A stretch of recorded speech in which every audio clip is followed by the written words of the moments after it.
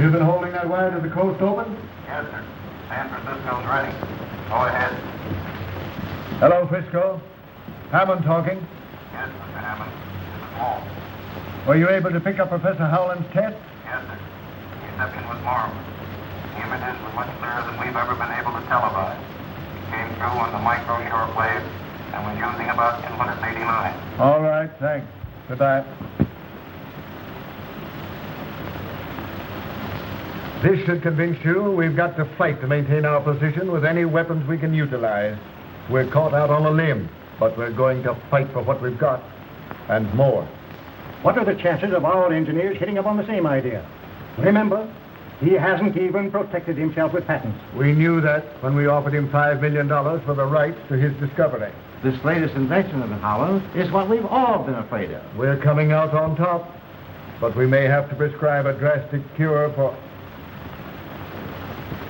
Did you send for me? Yeah. Come right in, Grayson. Gentlemen, good afternoon. How do you do? Cigar? Thanks. You realize it's possible for a man of experience with brains and ambition to go far in this business? Well, I've got the ambition. We've got to be ready for any eventuality. One jump ahead of the other. We picked you for a definite job. It's worth almost anything to this company that you make it worth. You can be valuable, a supremely valuable man. And valuable men receive their just rewards on earth, not in... Certainly. From now on, you become a sort of employee at large. Understand? Yes, perfectly. You're interested in getting... The less we know of the details of what you're doing, the better. We want results. 2 old-fashioned cocktails, darling, please. And 1 dry martini for Dr. Schofield. And be sure it's very, very dry. Hello, Schofield. Hello. Oh, I'm sorry I missed you yesterday. We docked last Saturday, but I had to run on to Washington for a few days. Are you going to be here long this time? I'm sailing again on the 20th. Another criminal case? No. There's a conference of brain specialists being held in Berlin, and they've invited me to address them. It's weird, the way you can diagnose a living brain. All the credit should go to men like Jim, who devote their time and money to develop the devices we use. We may invent things, but when you fellows get hold of them, you use them for an entirely different purpose. No sense you're trying to hide your light under a barrel. All Europe's wondering what this latest development of yours is going to do to television. That reminds me, dear, here's a wire I just received. They picked up the test in Vancouver perfectly. Oh, that's wonderful. Wonderful. Congratulations. This sounds like a meeting of the Mutual Admiration Society. It can't be that you 2 giants of the scientific world are embarrassed at the sight of a little girl like me. Do be sensible, Jim. You think I'm sensible even if Mother doesn't, don't you, Doctor? I think you're Now, be careful. Your professional reputation's at stake. very charming. Thank you.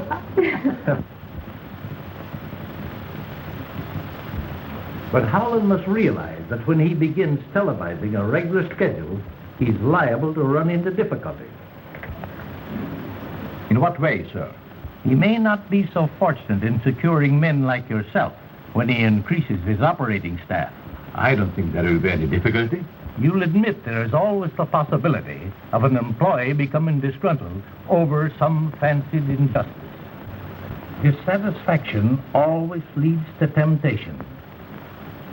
There's always purchasers for valuable secrets. I see what you mean. However, I doubt you'll be able to convince Professor Howland. Think it over. Goodbye. Goodbye, Mr. Barry. Hello. Oh, hello. Package. Really? It's Time Magazine. Oh, hi. Here you are.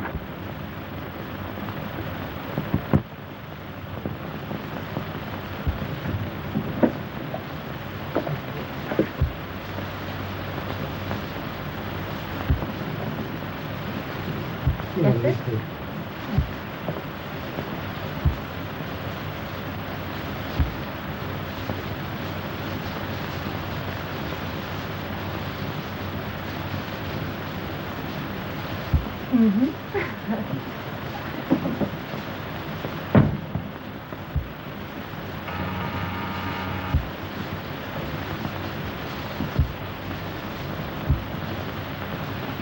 Perry is back and wishes to see you. Have him come right in. Yes, Mr. York.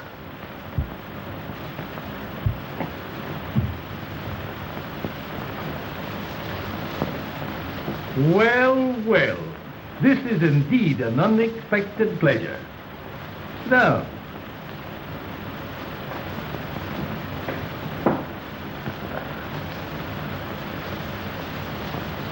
been doing a little thinking?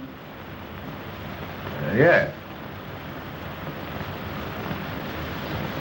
You weren't able to convince Howland. No, but I thought maybe we could, Talk things over yes, and come to an understanding? perhaps. Would $100,000 be any inducement?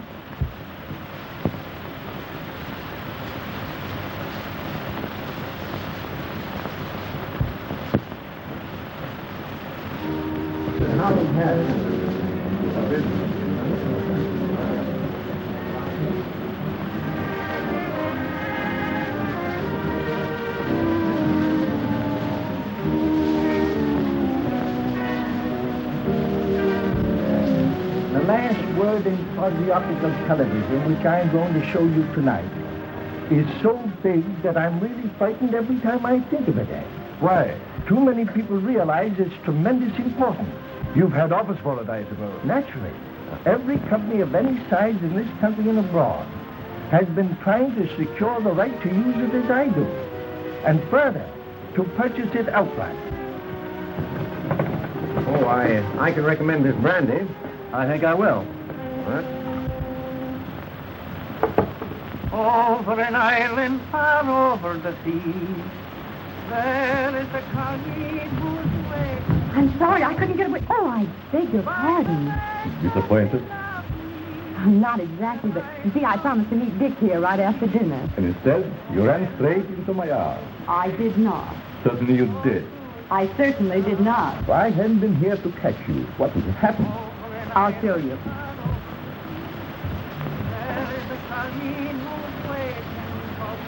I would have been strolling sedately along, admiring the beautiful view and the wonderful moon. It is nice out here tonight, isn't it? Lovely. Over an island far over the sea, there is a colleague whose way... Here I am, Dick, over here. Oh. by the lake of Galilee, that I love... I came out for a breath of air, and June Now, almost... don't go telling tales out of school. Well, she did seem a little jumpy when she saw me. Are you nervous, dear? Not exactly. But I have kind of a funny feeling here. My heart doesn't want to stay where it belongs. It keeps going flippity-flop. I guess the excitement was too much for you. Well, we still have time for a short walk. Harry, will you join us? I'd like to, but there are still a few things I have to do before we go on the air. Some other time, perhaps. But I expect to be back in a couple of months. I think he wants to stay another week. Very, very interesting, isn't it? Hi, Missy. Thumbs all fingers. It doesn't matter, Arling. It's all right. When wine is filled with accident, steps of disaster hasten. Stop that nonsense. Pick up that glass before someone is really injured. No matter what happens, Arling always has a proverb. But I'm not a bit superstitious, but it does give one a rather creepy feeling. Oh, don't pay any attention to Arling. He has a mania for quoting Confucius. And Charlie Chan. You know Charlie. Clever, these Chinese. No way for me, by the lake of Galilee, that I love so dear. Good evening. Good evening. Why, Mr. Grayson, I didn't recognize you. How are you, sir? Well, how are you? Fine, sir, fine. Can't you see, June, the chance we've both been waiting for?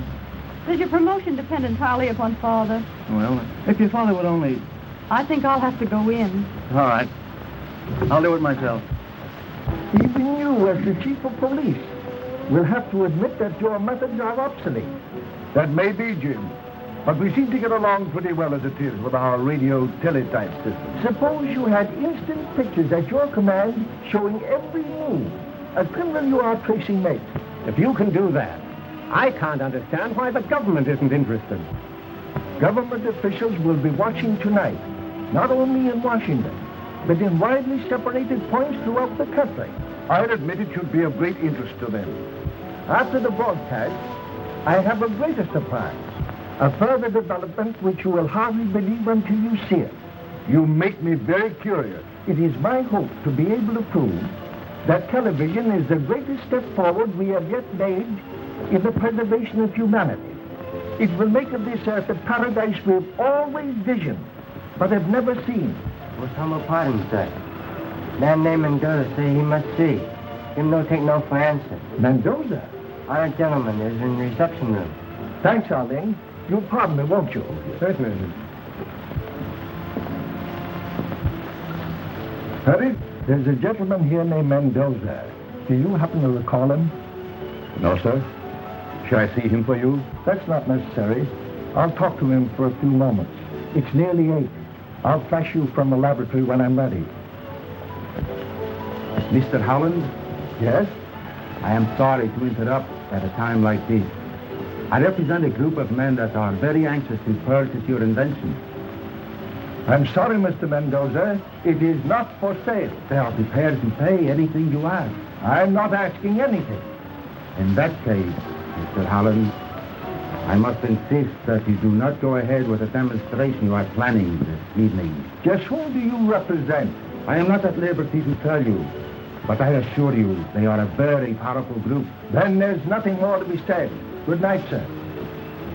Good night.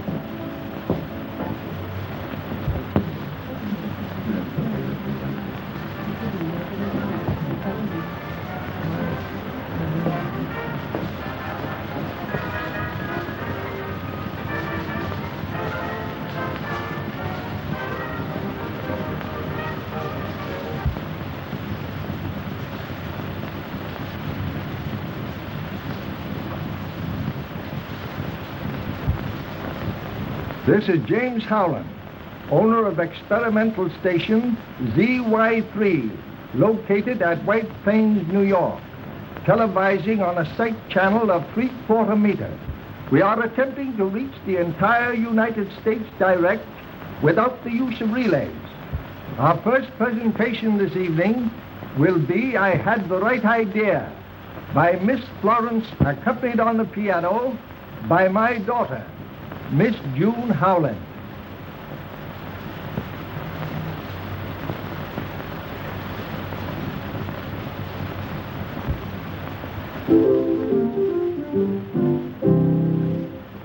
I had the right idea when I picked this night.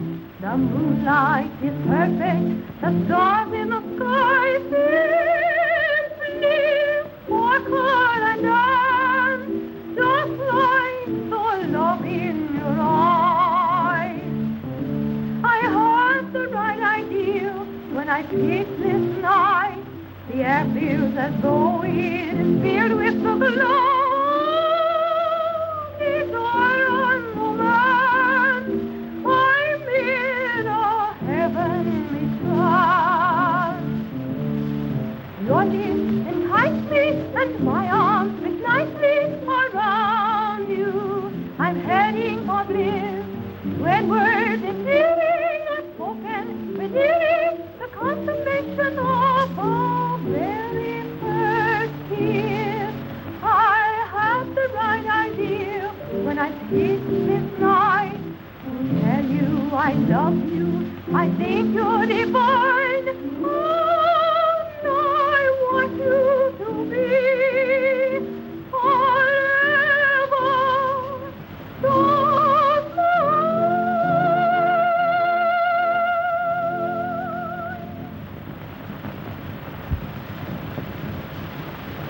The few of us who are fortunate enough to have television sets have used them merely as a novelty. When we had nothing else to do, we tuned in on whatever program we were able to pick up. Due to the almost insurmountable obstacles encountered in the frequencies required and high-fidelity pictures, our transmissions were limited. But these obstacles, I am happy to say, have been overcome. This in itself was a scientific triumph, but still I was not satisfied. I felt that television should be something more than just another form of amusement. Therefore, I continued my experiments. I'm now going to show you the latest developments which deal with the transmission of television in the quasi-optical region. It is now 1:15 in Paris.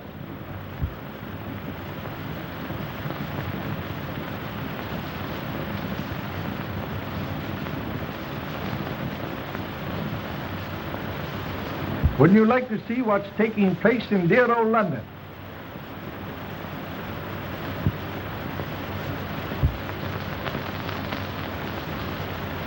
London still has its fog. The fog in London is a little too much for us. Let us try the other side of the world. There's a spot that's very fascinating.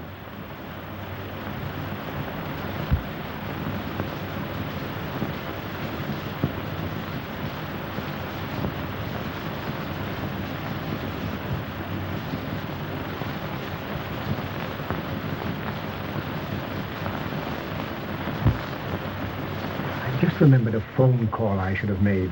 Do you mind? Certainly not.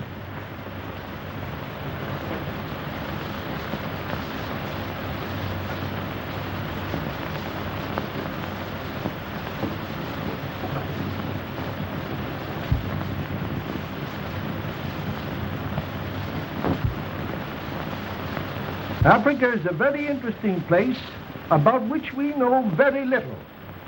The natives of Africa years ago were indirectly the cause of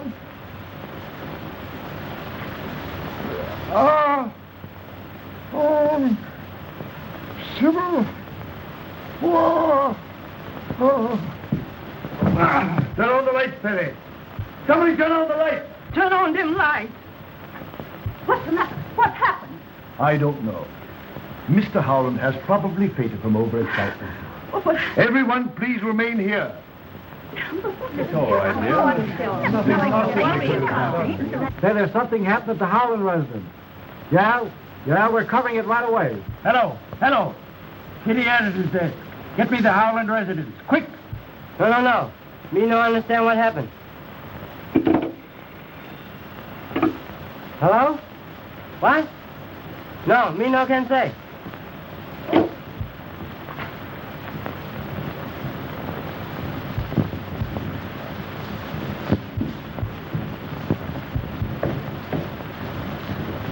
What's wrong? Mr. Howland is dead, sir.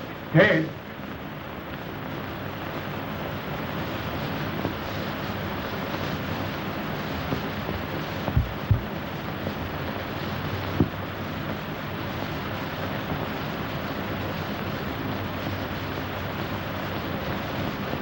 When did you leave the drawing room?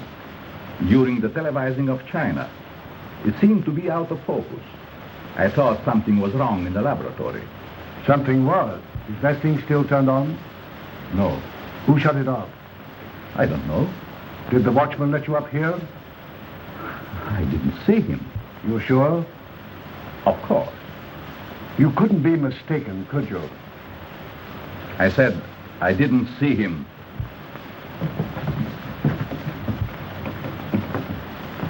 It would be better if you didn't. Come, Mother.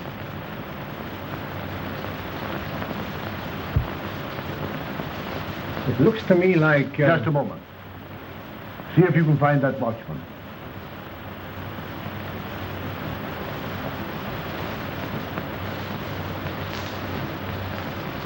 Now, Doctor. The last thing I want to do is thrust a murder on you, Nelson. But this certainly looks like it to me. You believe that the blow on the head caused his death?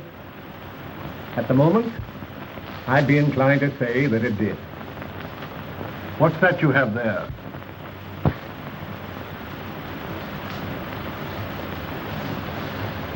Some papers that were on the floor. Is there anything missing? A special tutor.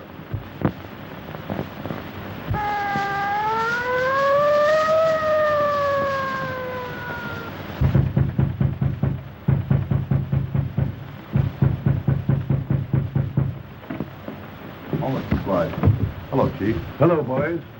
Now, I want a man stationed at each door, and I don't want anybody to leave this house. Fraser, you get a couple of boys and go up to the laboratory. Tell the coroner to phone his report to me here. Yes, sir. All right, sir. Refusing to let any of us go. But how could we be implicated? Well, there's no use worrying about that. It's merely a matter of routine. I hope you're right. Is it proper to infer you come on business to connect with homicide? Never mind about that. Tell me what you know about Mendoza. So sorry, but humble servant know nothing about honored gentlemen. You sure of that? Regret. Humbly suggest you squander valuable time. Say, tell me, just how long have you been interested in television? Since student days in China, have honored to be one of 12 students sent all over the world to learn from masters. Did Howland know that? Such matters are not yet presented. Wonderful. Too bad it was out of focus at the spots, isn't it? You must be mistaken. The detail was perfect. You're certain? As a matter of fact, I've never seen anything quite so clear. It was a revelation to me. Did you, by any chance, notice anything just after Howland fell? You mean the shadow that flashed on the screen? Yes. Could you tell what it was? It looked to me like the reflection of a person going toward him. Did you see Miss Spencer leave the laboratory? I sure did, with her sweetie. Shortly after that, I started to light me pipe, when somebody snaked up and grabbed me from behind. Oh, I'd like to get me hands on him. Think you could recognize him? Appreciate for Howland's invention. Who hasn't? Of course, you're interested in it from a business standpoint. Well, I guess you'd call it that, yes. Then why didn't you stay for the entire demonstration? Well, I promised Joan I'd meet her when she's finished. Did you? Certainly. Where? At the laboratory, of course. Did you stop on the way or go direct? Well, no. That is, when I left the house, I thought I saw someone moving among the trees. Whoever it was got away. I met June as she came down. Did you return directly to the house? Well, no. Aren't you getting a little bit personal? Come in.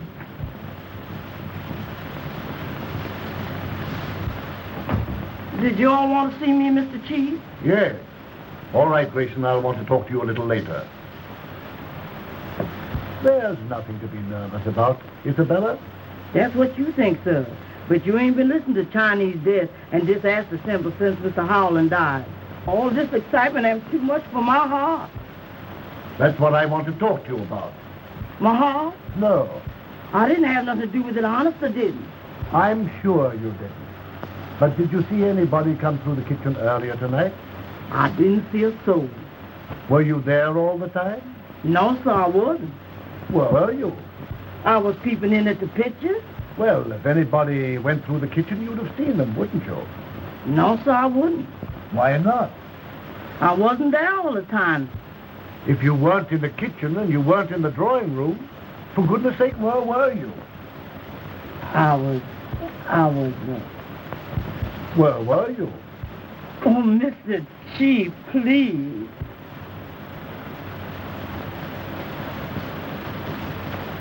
All right, run along, Isabella.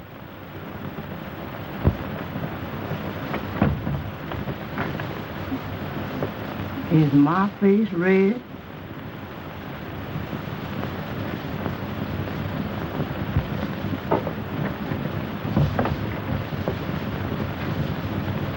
Come on, let's take a look at the rest of them.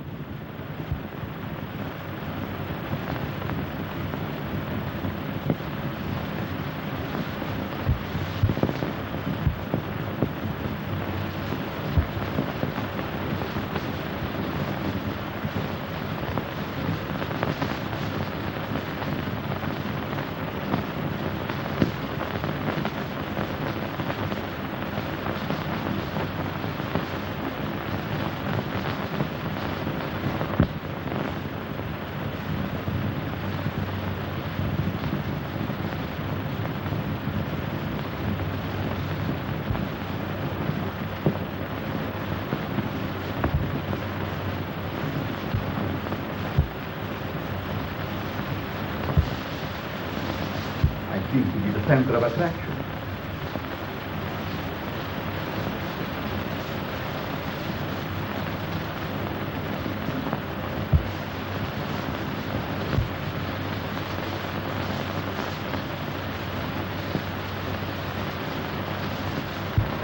Well, I couldn't swear that any of them was the one. They all look alike to me in that soup and fish get-up. That's all for now, Reardon. Just how long have you been with Howland? I should say, let's see, about 7 months. How important a factor is the tube you said was missing from the television set? It's the most vital part of the hookup. Could it be duplicated? I doubt it. Mr. Howland designed it himself. Without his drawings, I'm sure it would be impossible. That's all for now. By the way, Doctor, did you see anything that looked like a figure going across the screen just after Howland collapsed? Sorry, I didn't. I was phoning at the time. Phoning? Yes, I called my office, but no one answered. That makes 3 people that were out of the room. Of course, you didn't leave the premises. I know what you're thinking, but you're wrong. Neither Perry nor Grayson had anything to do with this. Doctor, I'm sure Howland was murdered right before my eyes. I don't know how or by whom. But to me, everyone's guilty until he proves himself innocent. You shouldn't champion anyone. You know, I'm liable to get the idea that you know who did it. How do I know, Chief, that you didn't? Oh.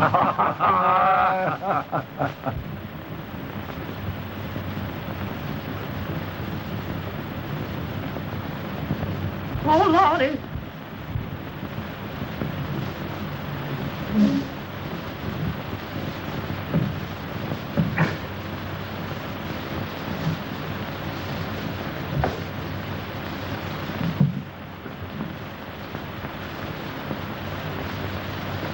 This ain't mommy. Wait a minute.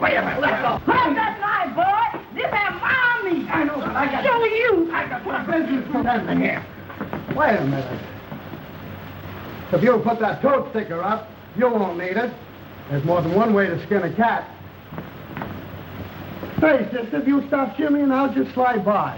Postman no what reporter. Postman say throw him out. Oh, wait a minute. Out you go. Where you go? Out you go, honey. Out you go, honey. I got business. But I told you I got business here. Him great Charlie Tan say, the matter is settled. Kindly omit surprised feelings. We sure miss him.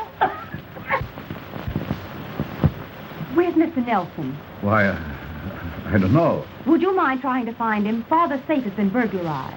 You'd better notify him yourself. Anything new, Nelson? Mother would like to see you at once, Mr. Nelson. Father's room has been broken into.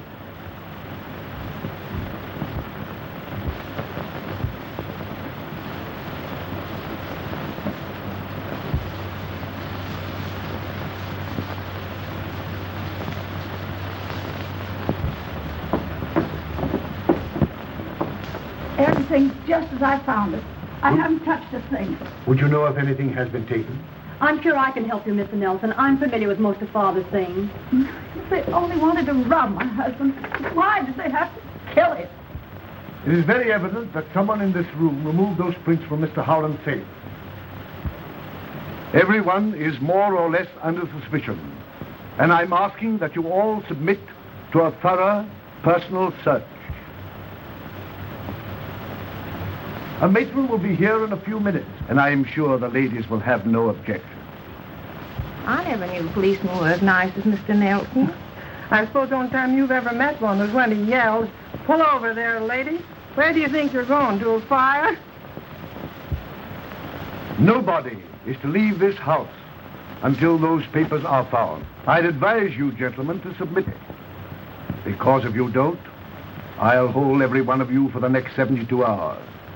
And I assure you they won't be the most pleasant hours you've ever spent. Well? I have no objection.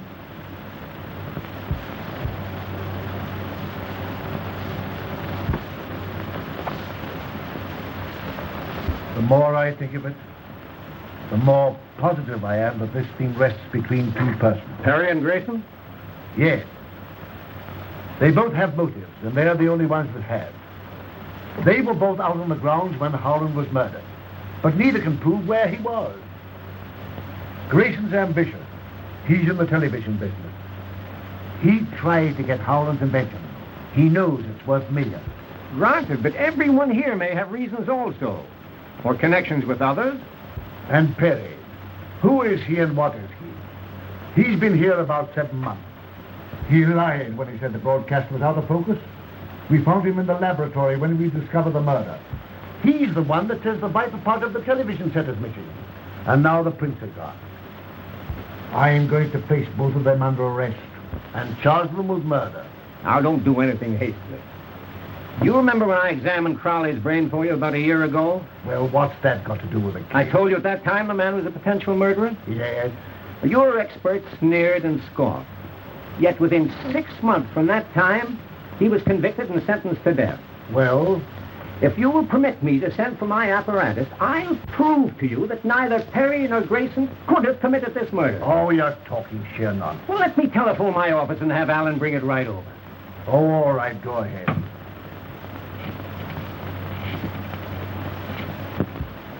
You'll notice the nerve centers are invested by 3 membranes, which lie between them and the bones that form the walls of the cranial cavity and spinal cord. Yes? If part of the skull were resting on the medulla oblongata, it would materially diminish the faculties of perception. Does that indicate a criminal tendency? Undoubtedly. Alan, it won't be necessary for you to go back to the office tonight. Thanks, Doctor. I forgot to mention before. There was a call for you over your private wire about 8:30. Oh, that's all right. It couldn't have been anything of importance. Thanks, Perry.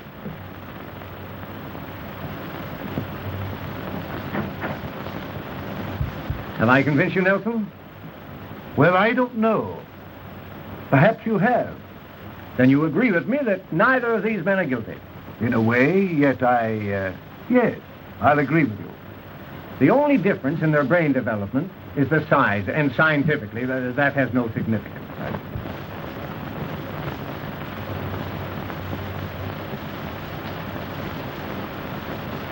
Harling, scotch and soda.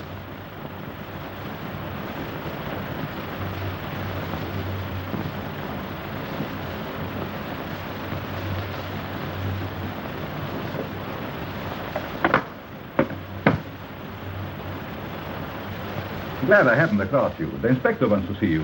He's upstairs. Oh, thanks. Well, I wonder what he wants this time. He wouldn't say.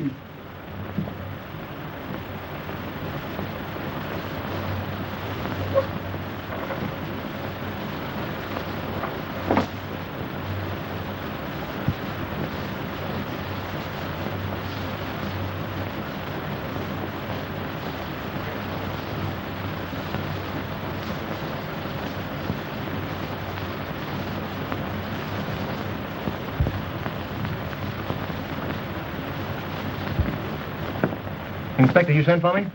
Huh? No. Well, Funny. We're getting a little close in here. Yes, it is rather warm. Where are you going? Out for a little air. Sorry. My name is Perry, and Chief's orders, nobody leaves this house. Names don't mean anything.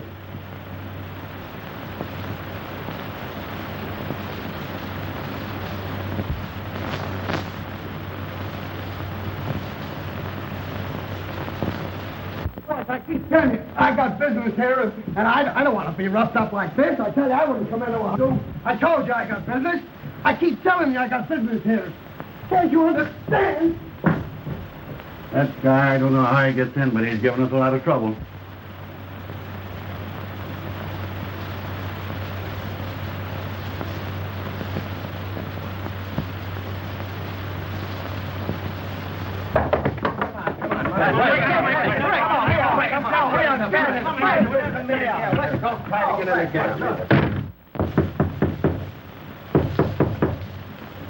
You mugs don't quit rapping on here. I'm going to chase you all out of here. What do you want? My name's Jordan. Keith Nelson sent for me. Okay, that's right. Go ahead.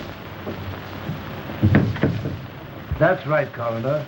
Call me here as soon as you made an examination. Okay. I'm Jordan. Don Jordan. Of the International Television Corporation? Yes. You seem to be very concerned about Howland's death. I was watching his broadcast. When he collapsed, I telephoned here but couldn't get any information. So I telephoned headquarters. Well? I want to know if he died from natural causes or if he was... Murdered? Yes. And if he was? I think I know who did it. Suppose you tell me he was murdered. Howland had an invention which we were all more or less interested in, and... Never mind the preliminaries. Get to the point. Well, it's rather difficult, but I'll try. A certain party came to me. Who was it? A man by the name of... Who? Perry. Go ahead. What else? During our conversation, I made him an offer of a substantial sum if he would use his, that is, his influence with Howland in our behalf. What do you mean by a substantial sum? $100,000. As a bribe? Absolutely not. The money was offered as a gesture of goodwill. If we had someone on the inside, we stood a better chance than the others. We'll see what Perry has to say about this.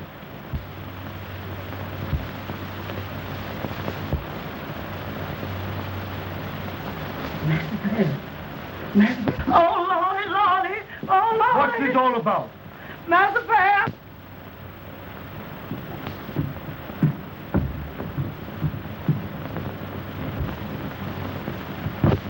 He's the man came to my office. You sure? Positive. I wonder who could have done it. It's a mystery to me. That am Arlene's knife. It was stuck away in the corner of the bedroom. This is yours, isn't it? Yes. The knife belonged to me. Then why did you kill Perry? Mr. Perry is a very good friend. Chinese do not repay friendship with death. You're lying. You know you killed him. Charlie Chan say, sometimes look frightful liar. Take him to his room and see that he doesn't leave there. Master say, he who takes what gods may send has learned life's most important lesson.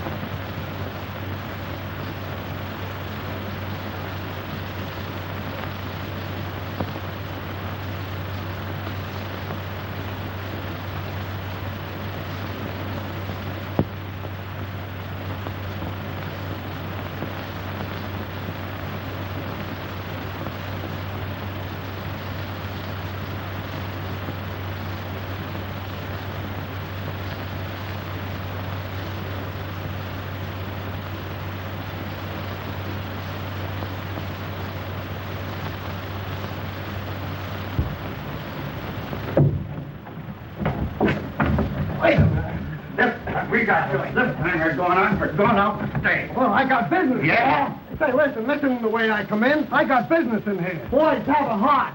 I got business here. I got important business here. Well, listen to me, will you?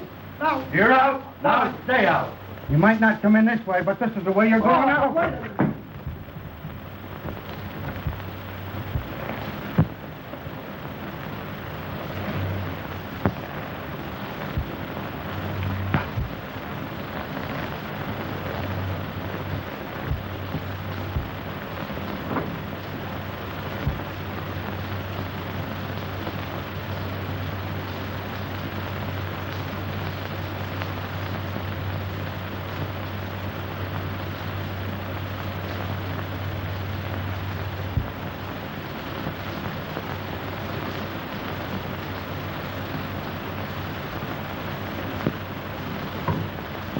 No, thank you.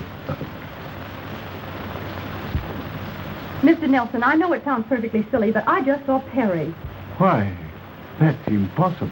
Now, dear, you're naturally upset and nervous. That doesn't alter the fact that I saw him. Don't you think you'd better take something to quiet your nerves? June, where'd you see him? In the upper hallway. Oh, Lordy, I done seen a ghost. Oh, I done seen a ghost. I know I seen a ghost. Oh, Lordy, I know I seen a ghost. I know I saw a ghost. Oh, Lordy, damn that ghost again. Did that ever come alive? Yeah. Mister, don't let him touch me. Be sensible, Isabella. He's not a ghost. What does this mean, Perry? I'm sorry, Chief, that I wasn't able to take you into my confidence before.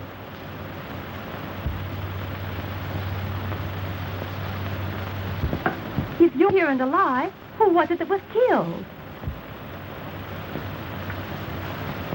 My brother. A twin. I hadn't seen for years until...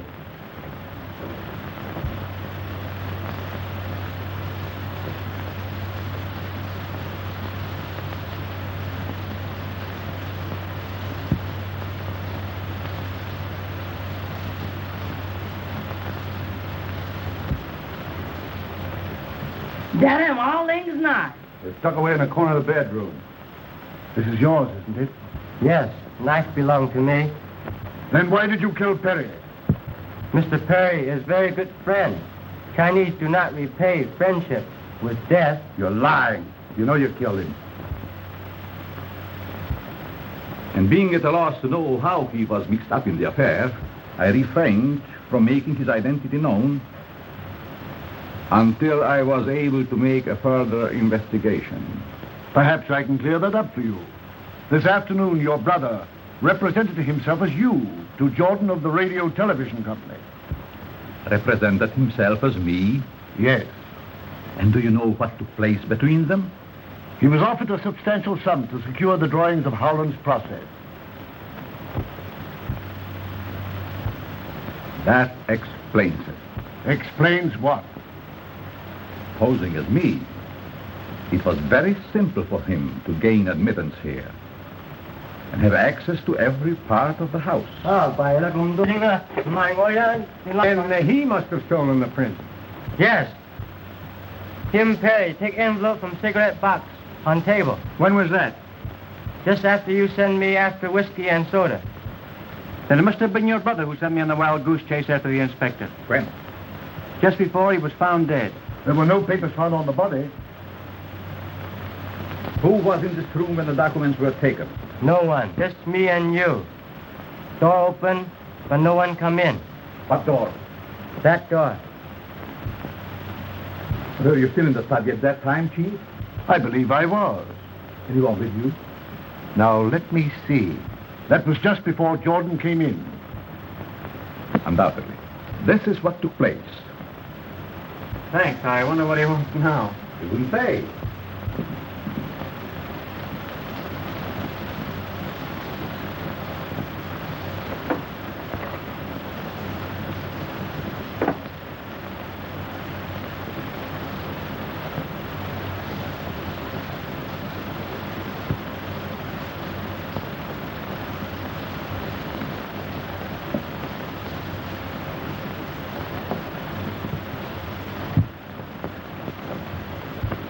Isn't that correct, Doctor? Yes. I did see you, or rather, as you say, your brother take the papers. Earlier tonight, in view of thousands, Mr. Howland was killed by his own invention. His killing was not accidental. It was a deliberately conceived, cold-blooded execution cleverly maneuvered so as to give the murderer a perfect alibi. Little did Professor Howland realize the surprise he promised you would aid in discovering his murderer. Tonight, a permanent record of everything televised was made on film. Now you're going to see part of that record. Many of you, no doubt, have seen or heard the radio demonstration of starting an automobile motor by voice vibrations. This is not a difficult thing to do. In this instance, the murderer used sound instead of voice. At exactly 8:29, Dr. Schofield made a telephone call from this house to his office.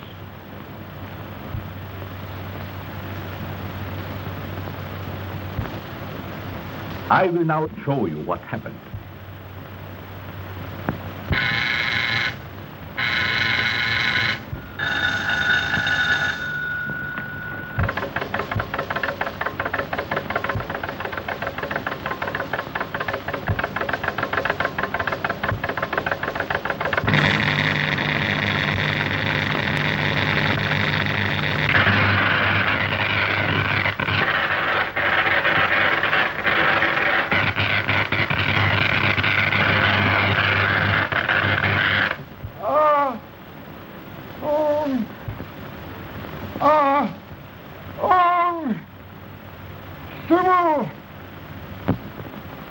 The light that you just saw envelop Professor Howland caused his death. How could such a thing be possible? Dr. Schofield's equipment, which you have just seen, radiated waves direct to Professor Howland's laboratory. When these waves came in contact with those the professor's equipment was radiating, they created interstellar frequency, which is the death ray. Your contacts with foreign governments interested in television are known. Fantastic.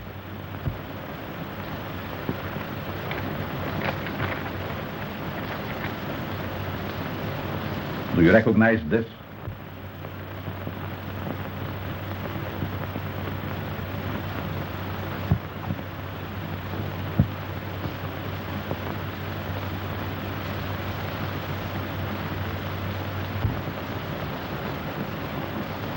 I thought so. May I have that envelope, Doctor? I'm sorry I can't accommodate you.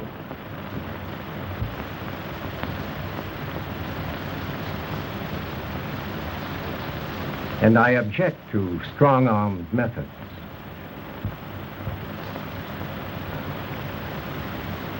Perhaps you would like to have a look at this.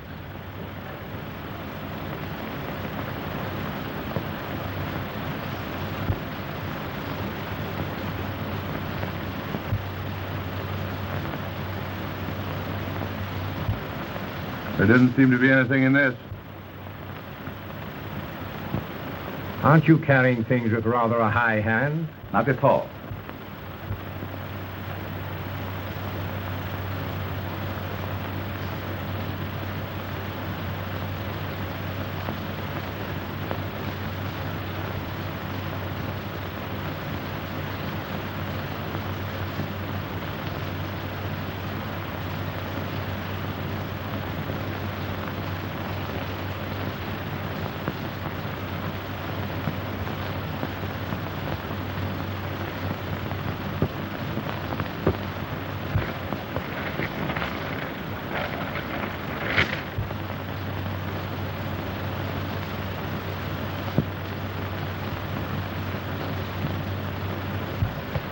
You nearly succeeded in accomplishing the impossible, a perfect murder.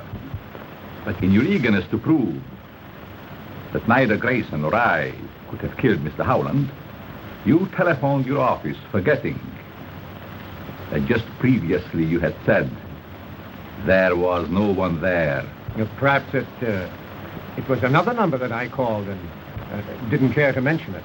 Trying to be evasive, Doctor, won't help. Because your assistant let slip that your private phone rang about the same time when Howland was killed. That led me to investigate. When you saw the very thing in another's possession for which you had committed murder, you took a dagger from Arlene's room and followed my brother. You killed him, believing the suspicion the knife would cast on the houseboy would let you get away without any difficulty.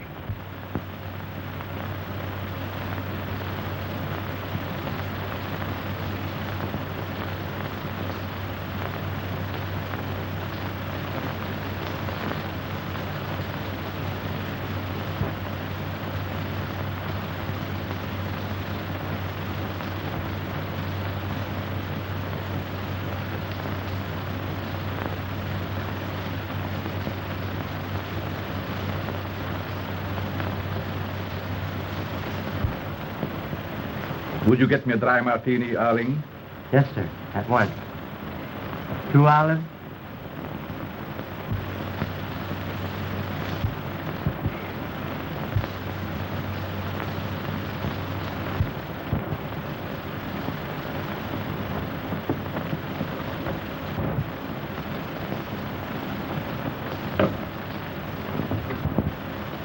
As Arling would say, even though the eyes may see, the mind will not believe.